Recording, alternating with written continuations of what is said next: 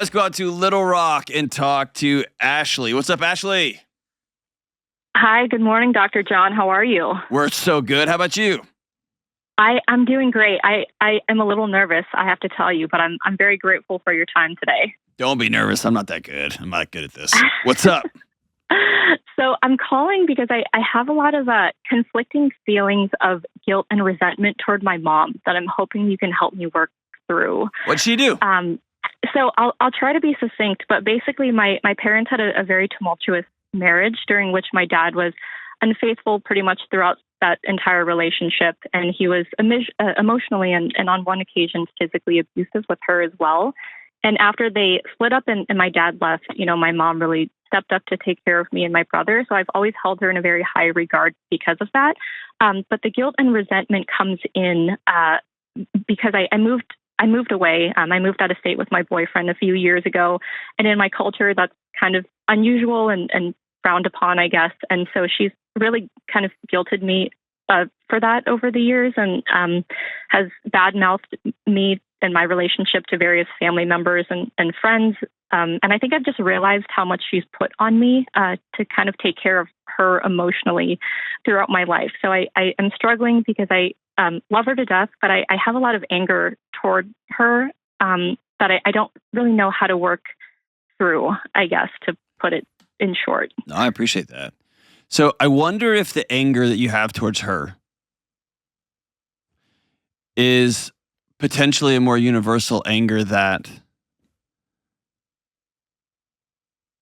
I wanted this picture to be celebrated by everybody and it's not. So I wonder if your anger is actually grief. That may be part of it. I think there's more to the anger if I can give you a couple of examples, perhaps. So, for instance, in the one instance where my dad was physical with her, she, I was maybe 11 and it happened in front of me. And she asked months and months later, why I didn't do anything to stop him at the time. And she also doesn't have a lot of people close to her. So she chose to confide in me and my brother, throughout my dad's affair with his mistress and now wife. So she would tell us, all of the updates and show us emails and like text messages between them. So I think just putting that on us as young kids has made me feel, I don't know, conflicted in the appreciation that I have for her, but a lot of anger in the way that, she's dealt with me moving out, but also just how she's kind of dealt with my parents' relationship as we were growing up. That's like, I'm sorry that happened. That should never have happened. She shouldn't have done that to her kids. And that was never y'all's burden to carry. Mm-hmm. The challenge is with our parents is can we hold the good stuff and can we hold the bad stuff at the same time? And what do we choose to do with those things? And I was on the phone with my mom as I was driving in this morning. I love my mom. I love my dad. I love my in-laws.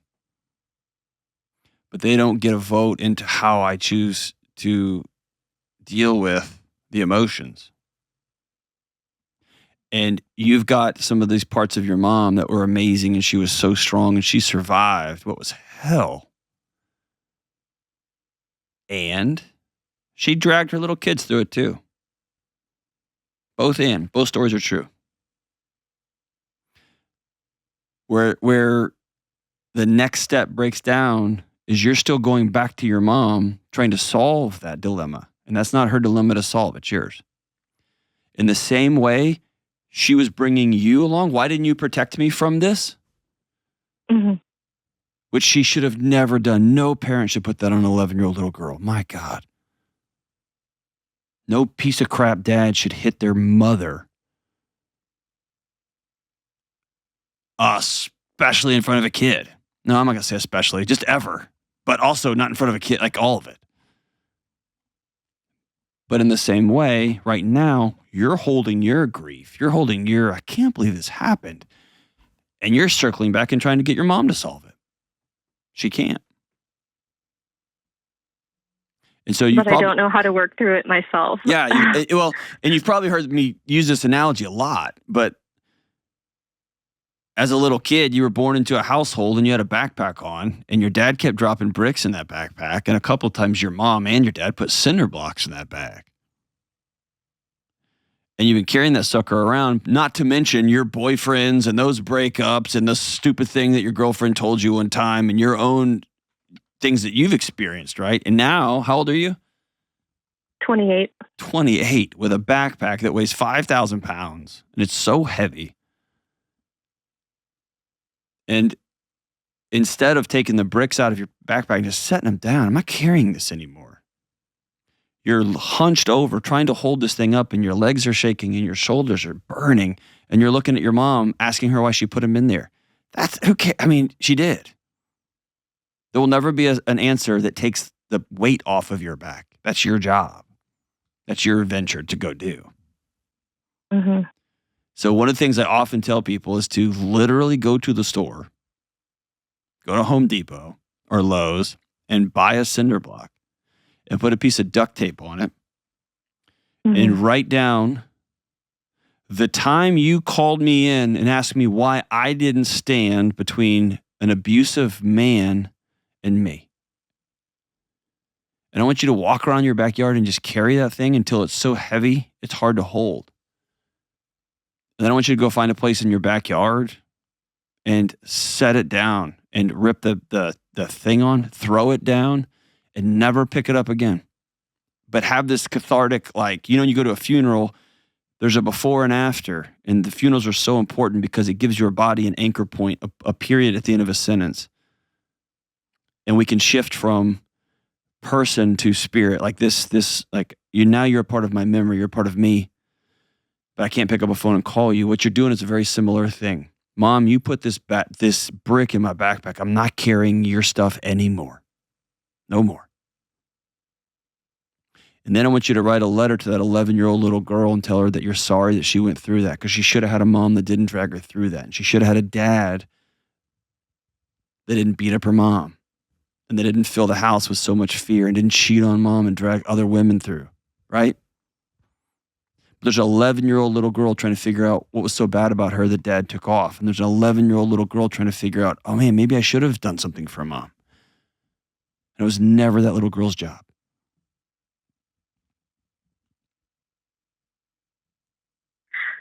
So I have a question about that. Okay. How can I continue to have my mom in my life? Right now I have so much dread when I think about going home. Ashley, and I don't want to feel that way. Your mom has opted out on you because she continually belittles you and the choices you've made. She continues to talk bad about you. If behavior is a language, she is telling you, I don't want to be in a relationship with you until you do what I want you to do to make me feel better about myself.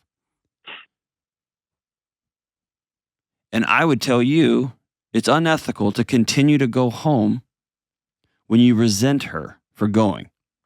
That's on you. So you hear me say all the time, choose guilt over resentment every time. Mm-hmm. And so practice this year. I think I've said on the show, every September, my wife and I send an email out to the family. Here's what our travel plans are going to be for Thanksgiving and Christmas. And it's usually based on a conversation my wife and I have. What's my travel season been like? What's her writing season been like? What's our kids' schedule's been like? And what's our financial situation this year? What are we going to do? But we get to pick that. And then if my mom decides to get super angry and mad, she's a grown woman. She gets to do that. That's her choice. I can't fix that for her.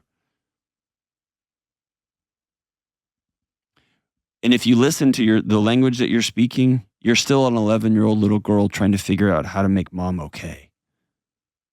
And I want you to hear me say, you can't. You never could. And here's my promise. If you broke up with that boyfriend and you moved back home, mom would have a comment about your weight. Mom would have a comment about your job. Mom would wonder why you're driving that car. Mom would wonder why, because that finish line's always going to move because your mom's not okay with who your mom is, and she's dubbed you the person to make it right. And you can't. You see what I'm saying? I do. I feel guilty thinking about I know you do. leaving her, I guess. You're not leaving her. She left you a long time ago, Ashley. She's using you now to feel better about herself.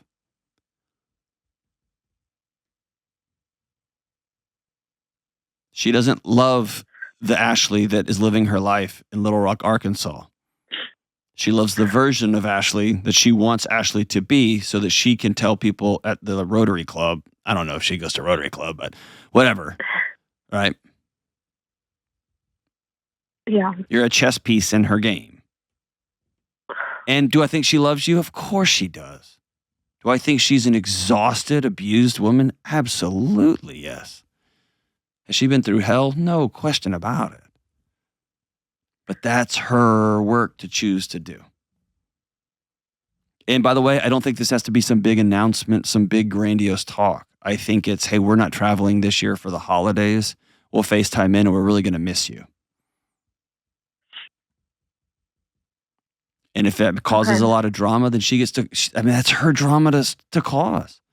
And if she really wants to sit down and have a conversation, we can do that in person. We can do that if she wants to come visit.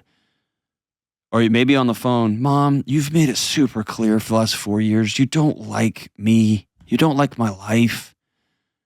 You didn't like me when I was 11 and I wasn't able to defend you. You haven't ever liked me.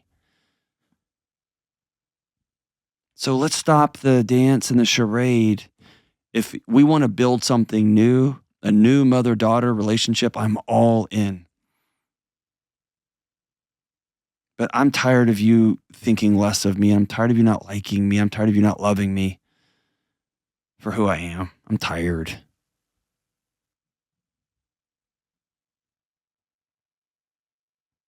And stop carrying that brick around. There is no way through this. Let me say it this way.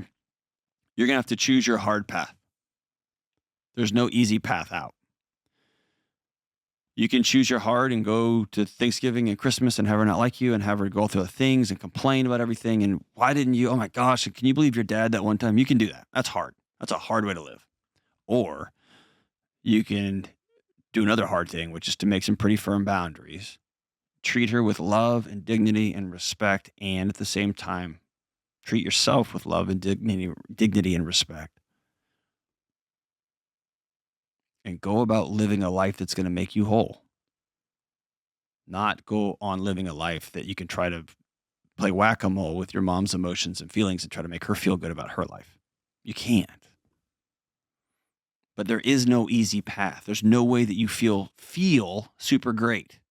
But just because you don't feel great doesn't mean it's not the right move.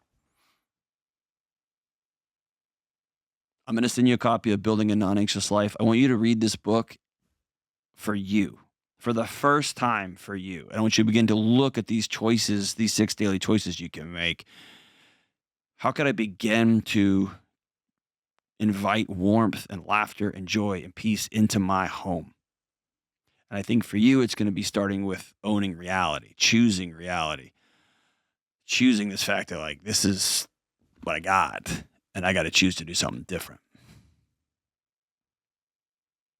I wish I had oh yeah, just call her and say this, but that's not the way this works. It's you deciding, I'm going to choose reality. I'm going to take ownership of my life.